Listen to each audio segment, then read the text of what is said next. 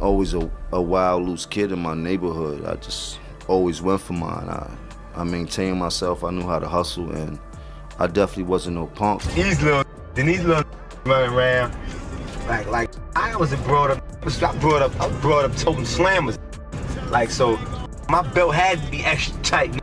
You feel me? Like the first game, my nigga Punch Jim was popping, homie. Cat boy, I still fuck with you already know. I shout out to Melly and everybody. I still fuck with my. There's always been a razor-thin line between hip-hop fame and real street respect. And one night in New York, Raw Diggs made sure Jim Jones felt that line firsthand. This wasn't online chatter or forum fantasy. It was a moment that ricocheted through every block, barbershop, and stoop where folks debate who really holds sway in the city. Jim Jones was on top. Dipset was scorching, ballin', blasting from cars and clubs. Harlem royalty in motion. But Brooklyn? Brooklyn doesn't bow. That's exactly where Raw Diggs came in. A name that carried weight long before any studio lights ever touched him. Raw wasn't just another rapper.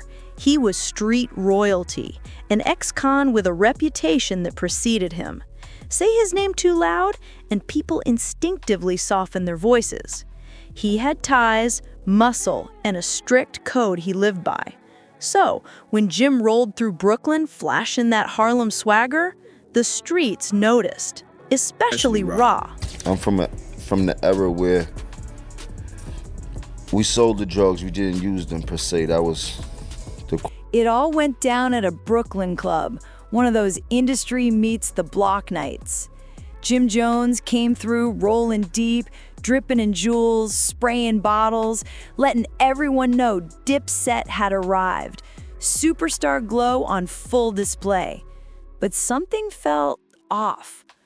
Word spread that Jim's crew clashed with some locals over seating or bottles, locals tied to Raw Diggs. Minutes later, Raw walked in and the vibe changed instantly. Music seemed to drop, people instinctively cleared a path. Raw moved calm, heavy, like he didn't need to prove anything. He looked Jim dead in the eye. "You good, homie? You know where you at?"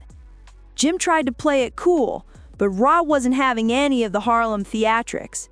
"Ain't no cameras out here. Respect goes both ways," Raw said. That wasn't a chat, it was a check. Jim didn't swing, shout, or puff up. He nodded, eased tension, and Raw just turned and walked out. The silence, electric.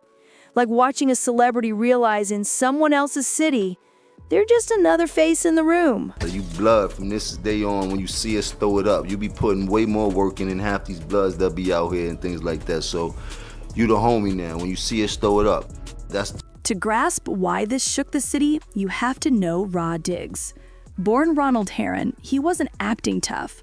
Straight from Gowanus houses, Brooklyn, where you either rise or get swallowed. By the time Raw hit the mic, he already had a street legend. People listened to him not for bars, but because he lived what he spit. Old school NYC code, loyalty, respect, discipline, all before fame ever entered the equation. When Raw and Jim crossed paths, it wasn't just two men, it was culture clashing. Harlem Flash versus Brooklyn discipline. Jim was Dipset, loud, colorful, confident. Raw was raw, militant, no smiles. On that night, Harlem Shine didn't carry weight. Raw wasn't looking for beef. He was setting boundaries. Jim's crew had disrespected locals, tossing money and attitude like they owned the spot. Rob reminded him, "This ain't your block, it's mine." They allege that Herron is guilty of racketeering charges for running a drug-dealing operation in the Gowanus housing development where he grew up. They also claim he was involved in 3 murders and 3 attempted. The encounter blew up citywide. Rod didn't shout or threaten. He quietly checked Jim in front of everyone. That calm, legendary. No chaos needed to command a room. Jim's demeanor shifted. No more flexing, no Harlem theatrics. That moment instantly became street folklore. Brooklyn humbled Harlem, even if just briefly. Whispers spread. Jim got pressed by Raw Diggs. he eased up in Brooklyn. That story stuck. Years later, even after Russ' federal case and life sentence, people still brought up that night as proof of his authenticity. Raw reminded the industry fame has limits, and some Brooklyn lines aren't crossed. Rod Diggs got 3 life sentences. You heard about this? I actually seen it on, I think it was on your website yesterday, and I was like, and I feel bad. For Jim, that night was a reality check. Confident hustler, sure, but outside Harlem, whispers followed him. What about Rod Diggs? He never confirmed or denied it. That silence said it all. Insiders say he changed his approach. Fewer crew, more business, less street theatrics. Raw's check became a wake-up call. Fame doesn't erase consequences. Raw Diggs became a symbol of real NYC energy, loyal, fearless, grounded in respect.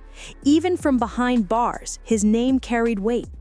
Rappers referenced him, street stories kept him alive. Fear and respect balanced perfectly. Every documentary, interview, or throwback clip echoes the same story, the night Rod Diggs humbled Jim Jones. Not beef, a lesson. Ego checked, respect earned. Harlem had lights, Brooklyn had code. Raw walked out with respect intact. Fame can make a man forget where he stands. Streets won't. Rod didn't need chains, cameras, or viral clips. His presence spoke volumes. Look a man in the eye. Remind him respect doesn't bow to fame. For Jim, that night was humbling. Wealth, fame, legacy, none of it mattered when stepping into another man's world. Respect ruled. Rod Diggs' legacy lives on. He stood on business, loyalty, integrity, discipline, the principles that built the game. Diamonds, cars, followers, anyone can buy. Respect, earned in rooms with no cameras. That night, Rod Diggs showed exactly what it means.